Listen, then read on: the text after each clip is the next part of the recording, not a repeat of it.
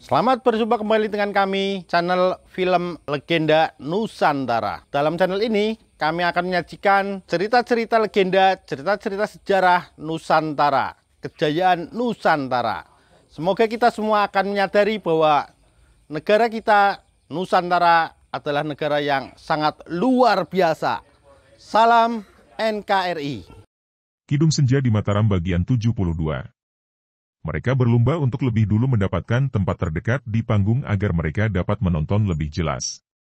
Semua orang ingin sekali melihat kelanjutan sayembara kemarin, ingin melihat bagaimana pihak yang menyelenggarakan sayembara, terutama sekali Mawarsih yang jelita, akan menghadapi Malangkoro yang demikian dikdayanya. Malangkoro sendiri agaknya ingin sekali segera menyelesaikan babak terakhir agar dia dapat segera memboyong Mawarsih sebagai jodohnya. Semalam dia sudah bermimpi duduk bersanding dengan si jelita sebagai suami istri. Karena itu, pagi-pagi dia pun sudah tiba di sana dan mendahului Ki Sinduening dan puterinya. Dia duduk di sudut panggung, bersila dan tersenyum-senyum ketika melihat betapa pandang mata semua orang ditujukan kepadanya dengan penuh kagum dan juga iri.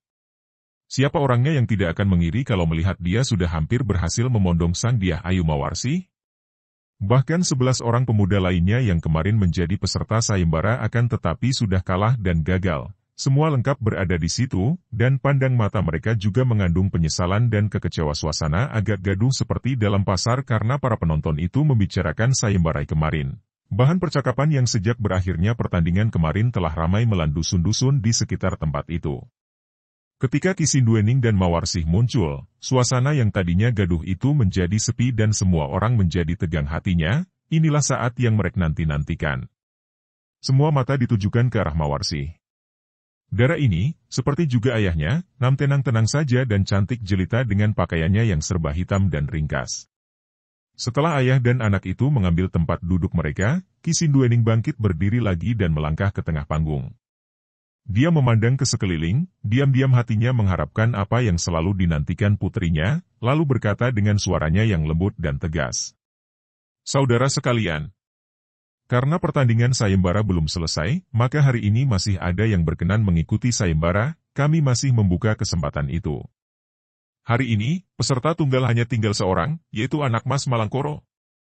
Mendengar ucapan ini, Malangkoro bangkit menghadapi para penonton, seolah merasa dipermainkan sebagai jagoan. Biarpun pengumuman itu merugikan dirinya yang sudah keluar sebagai pemenang dalam 3 babak, namun dia tidak berkecil hati. Dia yakin bahwa dia akan mampu mengalahkan siapapun yang berani maju menandinginya. Agaknya, di antara para penonton tidak ada yang berani maju. Andai kata ada yang berminat sekalipun, minat itu sudah tersapu pergi setelah melihat sepak terjang Malangkoro yang dahsyat kemarin. Apalagi, berita tentang pertandingan kemarin itu dibesar-besarkan oleh mereka yang menyebarluaskannya. Paman, kiranya tidak ada lagi yang berani maju. Saya mohon agar pertandingan babak terakhir dapat segera dimulai. Saya siap untuk bertanding melawan Di Ajeng Mawarsih, kata Malangkoro dengan suara lantang. Anak Mas Malangkoro, yang akan maju menguji kepandaianmu adalah aku sendiri. Kalau Andika mampu mengalahkan aku, barulah Mawarsih sendiri yang akan maju, kata Ki Sinduening. Para penonton yang mendengar ini, menjadi gembira dan meramalkan bahwa mereka akan disuguhi pertandingan yang amat menarik. Semua orang sudah mengetahui belaka betapa Senopati Ki Sinduening adalah seorang yang sakti mandraguna. Mendengar ucapan Ki Sinduening, Malangkoro mengerutkan alisnya. Memang tidak ada peraturan yang menentukan siapa yang akan melawannya lebih dulu di antara ayah dan anak itu, akan tetapi menurut kepantasan, tentu Mawarsih dulu yang seharusnya menandinginya. Kalau Mawarsih kalah, barulah ayahnya maju, karena dalam syarat disebutkan bahwa seorang calon harus mampu mengalahkan Mawarsih dan ayahnya. Ah, Paman Sinduening, katanya sambil tersenyum. Sebetulnya, saya merasa sungkan sekali untuk bertanding melawan Paman karena, bukankah Paman merupakan calon mertua saya? Ucapan itu sejujurnya, tidak mengandung ejekan, namun membuat para penonton tersenyum, dan wajah Ki Sinduening agak merah. Bagaimanapun juga, ucapan Malangkoro itu membayangkan bahwa raksasa itu sudah merasa yakin benar bahwa dia yang akan menang dan menjadi suami Mawarsih. Malangkoro, ini adalah sebuah sayembara yang menyangkut kehormatan keluarga kami. Karena itu, tidak ada masalah lain kecuali kalah dan menang dalam pertandingan mengadu ilmu dan kedikdayaan. Kalau aku kalah olehmu, engkau masih harus dapat mengalahkan Mawarsi. Sebaliknya kalau engkau yang kalah olehku, berarti engkau gagal. Nah, bersiaplah.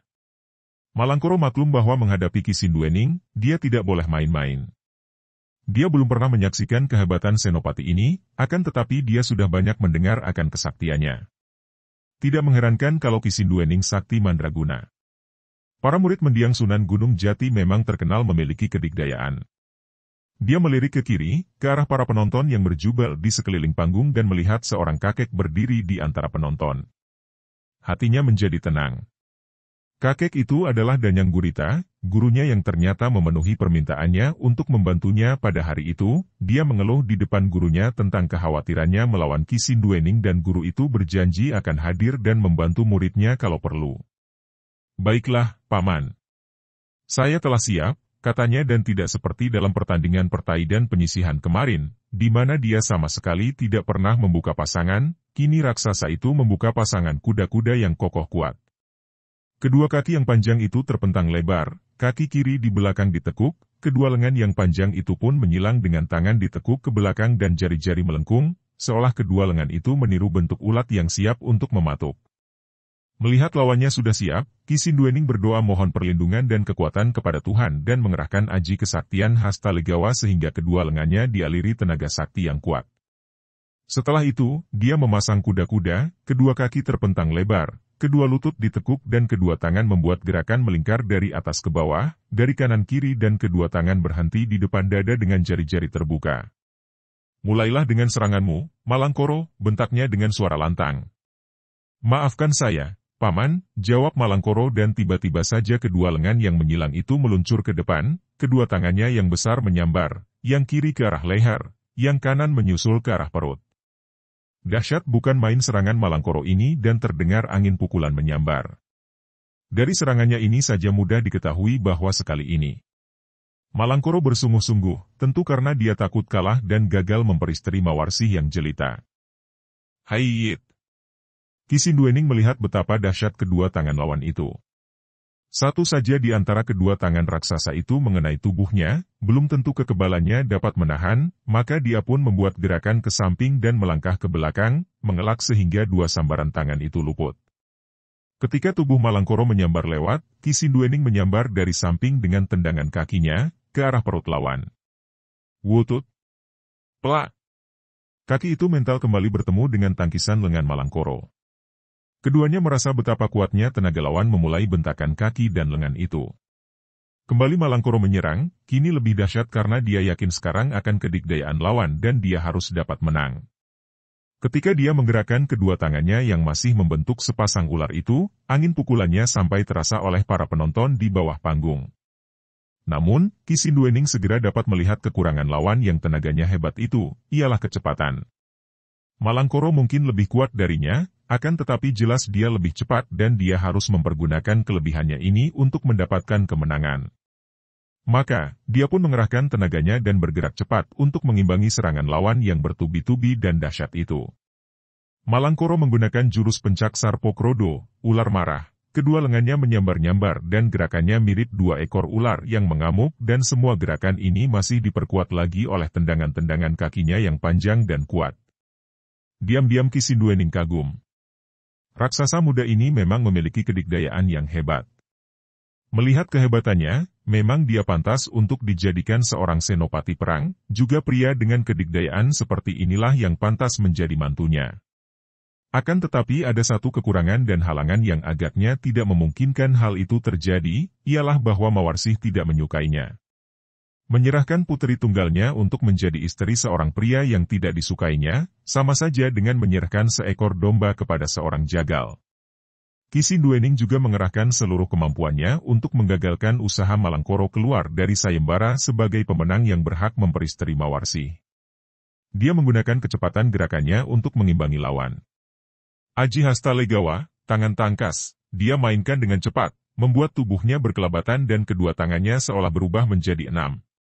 Penonton terbelalak dan merasa tegang menyaksikan perkelahian yang demikian serunya.